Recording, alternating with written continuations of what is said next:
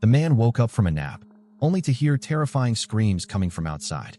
Curious and a little uneasy, he stepped out onto the balcony, and right then, a military helicopter came crashing straight into the building across the street.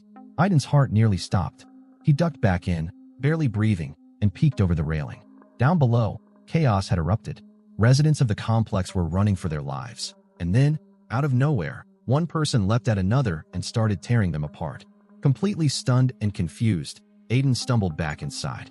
Just as he was trying to make sense of what he'd seen, his neighbor burst through the door.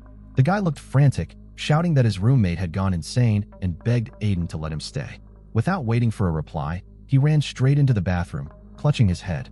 Still trying to catch up with what was happening, Aiden grabbed a kitchen knife. That's when the emergency news alert flashed across the TV. A zombie virus outbreak had hit the city. Anyone bitten or scratched could be infected.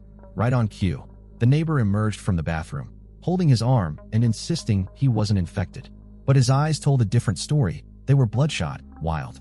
Aiden raised the knife and ordered him to leave. To his surprise, the neighbor still had a bit of control left. With a furious shout, he flung open the door and stormed out, only to be instantly tackled by a pack of the infected. Through the peephole, Aiden watched in horror as his neighbor was torn apart in the hallway. He collapsed to the floor, hands over his mouth, struggling to breathe. And after what felt like an eternity, he finally accepted the brutal truth. The zombie apocalypse had begun, and just when he thought it couldn't get worse, a text from his dad popped up on his phone, the kind that shatters you instantly. Things were going south fast on their end too. Aiden tried calling back immediately, but no one ever picked up. The silence on the other end was deafening. There was nothing more he could do, except survive. He sat on the floor, staring at an old family photo. And in that quiet, broken moment, Aiden made himself a promise. No matter what happened, he would keep going. He would stay alive. For his father. The next morning, Aiden launched into full survival mode. First, he dragged the refrigerator in front of the door, barricading it from any more unwanted visitors. Then he sealed up the windows, trying to hide any trace of life from the infected roaming outside. Every now and then, someone, or something, knocked on the hallway door. And though he was desperate for human contact, Aiden never opened it. He couldn't take that risk. For all he knew, there might not be anyone human left out there. Days turned into weeks, and the crushing isolation began to take its toll.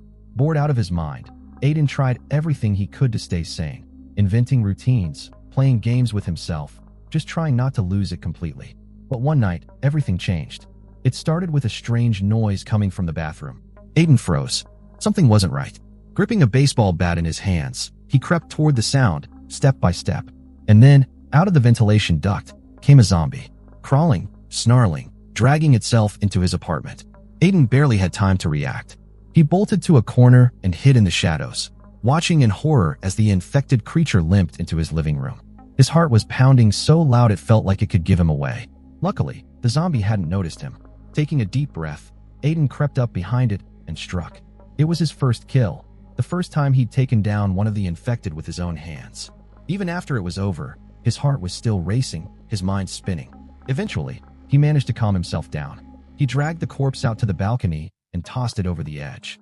Then, he grabbed his old surfboard and jammed it over the bathroom vent, sealing off the entry point for good. But the undead weren't his only problem. A few days later, the water cut off completely. His food supply? Down to just 3 days' worth. Just when it seemed like things couldn't get worse, his phone lit up. There was signal, actual signal. Aiden snatched it up in disbelief, only to find a final voicemail from his parents. They'd been attacked at home. The moment he finished listening, something inside him shattered. His chest hollowed out, his vision blurred with despair.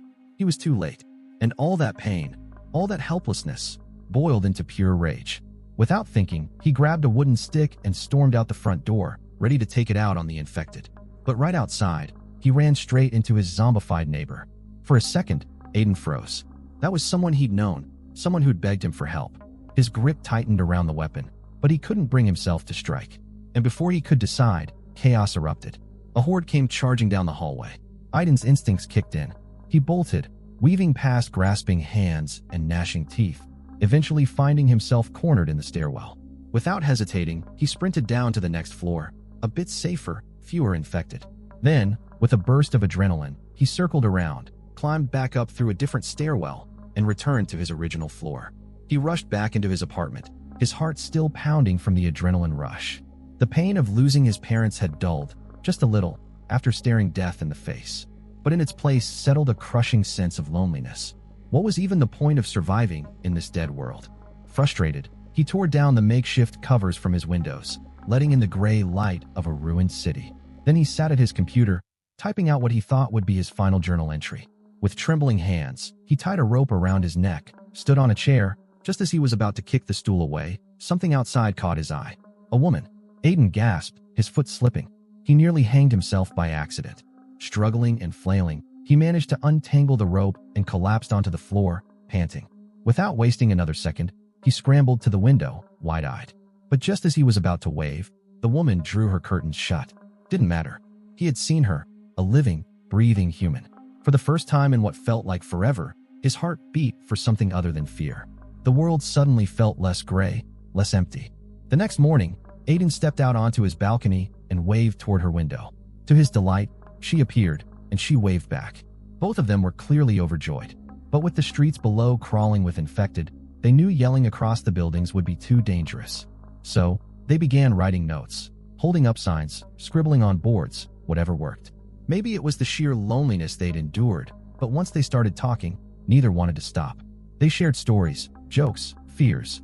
Aiden learned two things that made his heart skip. Her name was Eva, and she was completely alone too. For the first time since this nightmare began, Aiden felt the hours fly by. That night, he couldn't sleep, not out of fear, but excitement. He showered, cleaned up, even picked out clothes.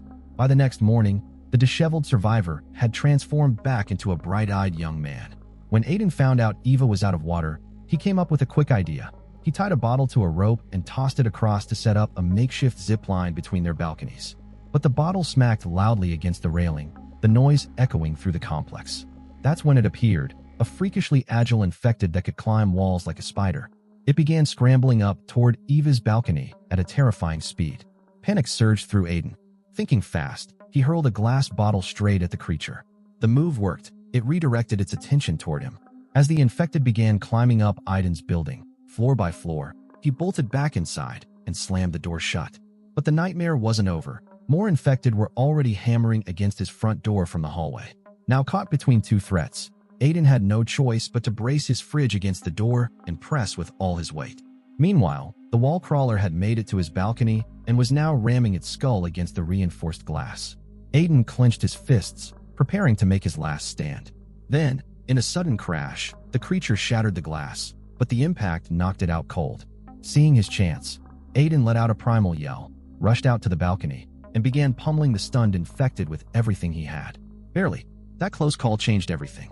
Aiden realized that staying holed up in his apartment was a death sentence. If he wanted to survive, he needed supplies and a way out. So he gathered his courage, opened the door, and stepped into the hallway. Silence. Only the mangled corpse of his neighbor lay in the middle of the floor. He crept over, found the apartment key, and just as he was about to turn and go, he heard movement behind him. Heart pounding, Aiden dropped to the floor and played dead. Heavy footsteps passed inches from him. Somehow, the infected didn't notice. When the coast was clear, he rolled to his feet, rushed to the neighbor's door, and unlocked it just in time to slip inside before the creature could react. The living room was a mess, blood splattered across the floor and walls. Aiden crept into the bedroom, spotting the neighbor's roommate lying motionless on the bed. After confirming the place was safe, at least for now, he began scavenging for supplies.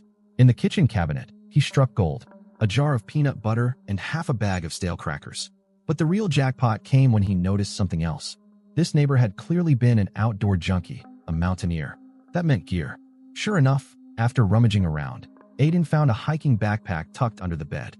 Just as he bent down to grab the climbing rope, a pair of heavy feet stomped into view right behind him.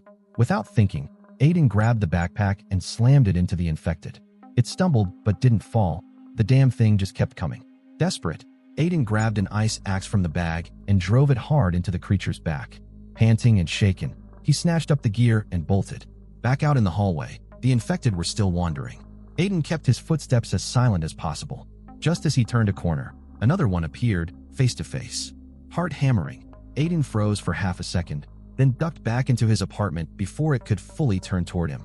But despite the close calls, the trip had been worth it. Inside that backpack were two fully functional walkie-talkies. Aiden stared at them in disbelief, his eyes brimming with emotion. This meant he could finally talk to Eva. But first, He had to get one over to her. Under the cover of night, Aiden crept downstairs, hugging the shadows, slipping past clusters of undead that roamed the complex.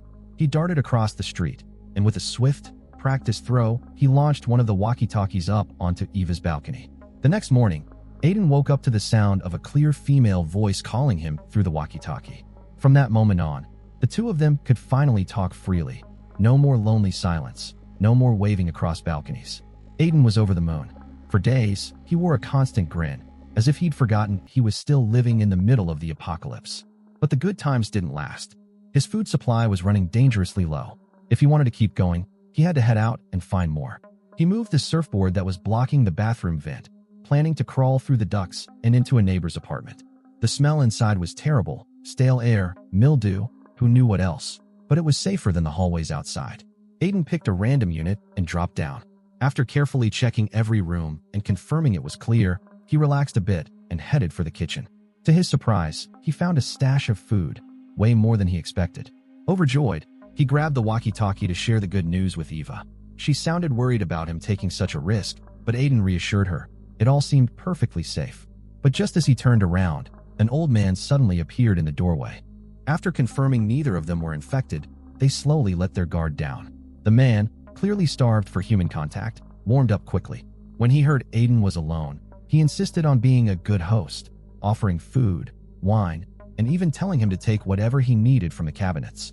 But Aiden, ever the trusting soul, didn't realize danger was brewing. As he turned to grab a bottle of wine, the old man lunged from behind, striking without warning. When Aiden came to, the first thing he saw was a zombie, and the old man, sitting calmly nearby like nothing was wrong. Turns out, the infected creature was the man's wife. Even though she had turned, the old man still loved her deeply.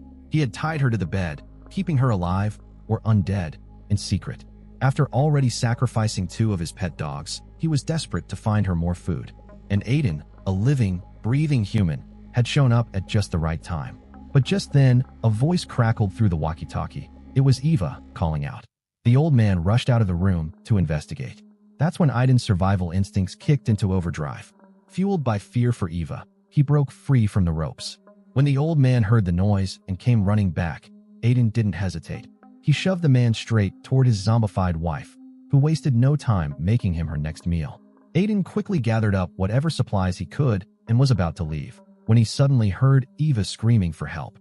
Adrenaline surged through his veins. Without hesitation, he charged out, barreling through the swarm of undead like a man possessed. In no time, he was back outside his apartment building, and what he saw made his blood run cold. Eva was trapped on her balcony, her home completely overrun with zombies. Aiden didn't think twice. He grabbed onto a makeshift cloth rope and leapt down. By sheer luck, he landed near a shotgun. He grabbed it and started blasting, dropping several zombies, but the noise only drew more toward him. Just as he was about to be overwhelmed, Eva threw down another cloth rope from her balcony. Zombies were hot on his heels as Aiden grabbed the line and started climbing. In a desperate move, Aiden swung himself onto a balcony halfway up and quickly slashed the rope behind him. Once he was sure no zombies had followed, he shouted for Eva to climb down. She slid down the remaining cloth line, and as her feet hit the ground, Aiden caught her in his arms, their first close contact since this whole nightmare began. But there was no time for sentiment. The moment they stepped into the living room, a few zombies burst through the door. Thinking fast, Aiden pulled Eva behind it, hiding just out of sight. He led her out into the hallway. With undead moans echoing behind them, they sprinted for their lives, racing down the corridor until they reached the stairwell at the far end. Just 2 floors up, that was all they needed to get back to Aiden's apartment. But as soon as he pushed open the door, a zombie lunged at him out of nowhere. The 2 of them tumbled down the stairs. In that split second of chaos, Eva grabbed the climbing axe and slammed it down hard, saving Aiden just in time. Without a moment to waste, he pulled her up and the 2 dashed back into the hallway. With zombies closing in from every direction, they fought their way through the madness, dodging and striking with everything they had. But just as they were about to reach the door to Aiden's apartment, a hulking zombie came barreling toward them. Eva stood frozen in terror, watching as Aiden wrestled the creature. The undead brute tried to force its way inside, but Aiden managed to drag it back out into the hallway. Eva stared at the door, holding her breath. Then it burst open. It was Aiden. He immediately warned her not to come close. Without saying more, he rushed out to the balcony and peeled back his shirt, scanning himself for any sign of a bite. If he had been infected, he was ready to throw himself off right then and there.